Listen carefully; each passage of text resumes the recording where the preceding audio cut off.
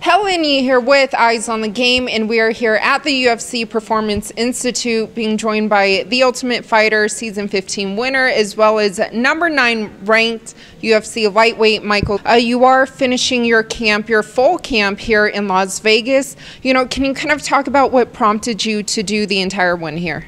Well, I've already spent time out here training at Syndicate with John Wood. I've done 2 half camps for the Jim Miller fight and the Francisco Trinaldo fight. So I've always had it in the back of my mind to come out here to Las Vegas and do a full camp. But the UFC PI was the straw that broke the camel's back, and you know, it's been awesome so far, and you know, the staff here is amazing, and you know, they're pushing me to my limit, but making sure that I don't hurt myself, which it tends to be a problem sometimes. So it's been just a great experience so far. Yeah, and is it safe to say that after this, all your full camps will be done here? Yeah, absolutely. You know, a lot of people are like, "Oh, why'd you leave your team back home?" But I actually never left my team. I actually brought my team with me. I've had my head coach back home, Rick Little, out here with me a lot.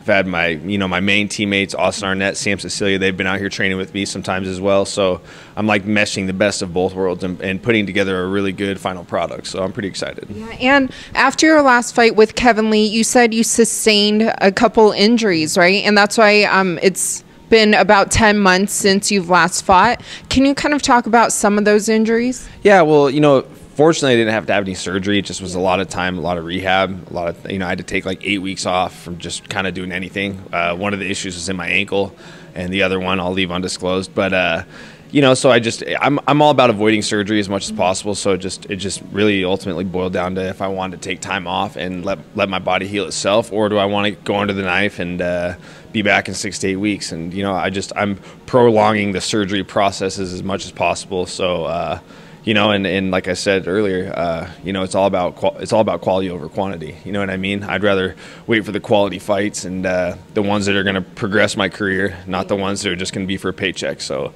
it's been a good decision so far, and I'm pretty excited. Yeah, and it's good that, like you said, you let your body kind of heal naturally rather than, you know, going under the knife. Now, do you think that time off is beneficial? Because I know before the fight with Kevin Lee, you were out for 14 months, but I know, I believe there was a fight with Ferguson that was initially scheduled July 2016. So, but in general, do you think, you know, kind of taking a long layoff is beneficial for you? It was. Well, before the Ferguson fight, I ruptured my L5 in my back. So that was something that really required some time off. Yeah. So, you know, that time off was needed. And then, you know, I've had a busy career. I mean, it'll be 10 years in May, and you know, including my fights in the Ultimate Fighter, I've had 14 fights in the UFC. So, you know, time off was needed. My body needed to heal and needed to catch up, and you know, I don't think it really played against me. I think it played for me. I think it kept me from getting myself run down mentally and physically. And you know, this year I'm trying to stay busy. I'm trying to fight 3 times, go 3-0, and end as #1 contender. #1 contender in December. Oh, it rhymes. The rapper or poet, right? Yeah. And then looking at your opponent in the former champion of Anthony Pettis, how do you think you guys match up in stylistically? Stylistically, it's going to be an exciting fight. You know, Anthony brings it every time he steps out there. A lot of people talk about the kind of slump he's been in, being 2-5 of his last 7. You know, he's fought some of the best guys in the world. You know, he's fought Max Holloway, Rafa dos Anjos.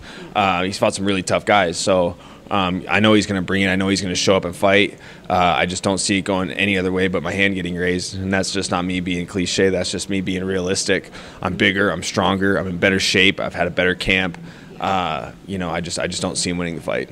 And earlier in the media scrum, you kind of talked about how, because Kevin Lee trains here too, and we all saw what kind of happened leading up to your last fight. So you guys kind of talked about a rematch, right? Yeah. Potential? Yeah. It was like locker room talk. You know, we've seen each other in passing, and, you know, aside from a few hand gestures, we're pretty cordial. But, you know, we were in the locker room the other day, and we were just kind of talking about each other's fights. And I was just like, dude, you know, I want to run it back. You know, and if you beat me, you beat me. You know, that's the thing. If you beat me fair and square, you get me dead to rights, then so be it. You know what I mean? As a competitor, you know, you got to accept those kinds of things. But I'm not going to accept poor officiating, dictating a fight. You know, I've had a couple fights in the UFC with some controversial losses. You know, I had the loss to Joe Lozon by cut in a fight that I was, in my opinion, I was winning. And then, you know, this whole situation with Kevin and Mario Yamasaki. But, it's one of those things where, if we do get a run it back and he beats me, I'll let it live or I'll let it die and I'll just move on to the next one. But that one still leaves a bad taste in my mouth. Yeah. What did you think of his fight against Ferguson? It kind of played out the way I thought our fight was going to go. I knew Kevin was going to come out hot in round 1 against Tony, against myself as well.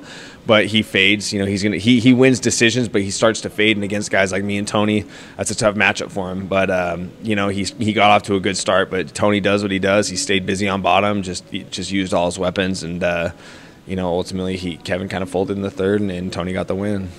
And looking at the fight card, UFC 223, the main event, Khabib and Tony. What do you think of that main event? What's your prediction?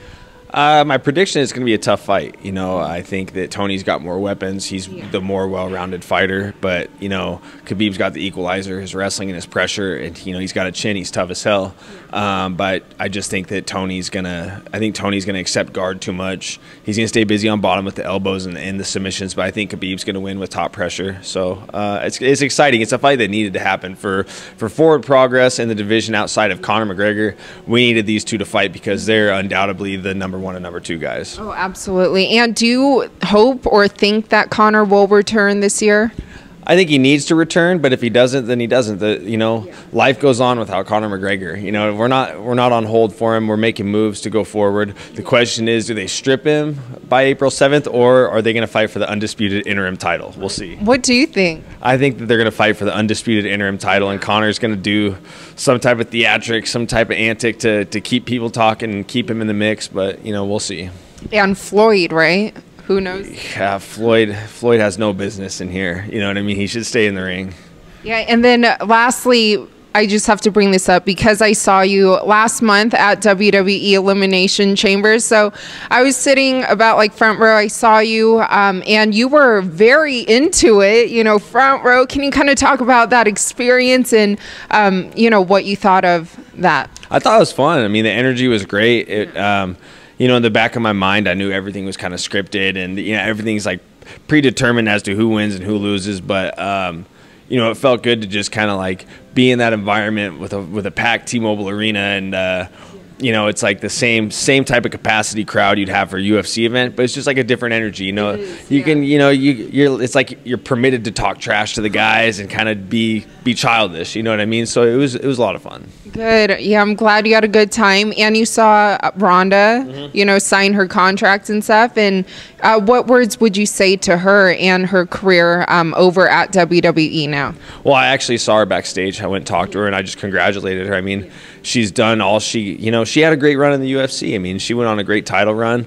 And, it's good that she moved on to, I wouldn't say greener pastures, because that'd be like me bad-mouthing the UFC, but she went on to something else, something that she's passionate about. She liked, yeah, it makes her happy. And ultimately, that's what's most important is if you're not happy doing something, then why are you doing it? You should just move on. So, I can tell, I see pictures of her in her trainings and stuff, and there's a lot of smiles, and I think she's just having a good time. And, I'm really happy for her. She's a friend of mine, and, what would you want for your friends? You want your friends to be happy, so it's a good thing.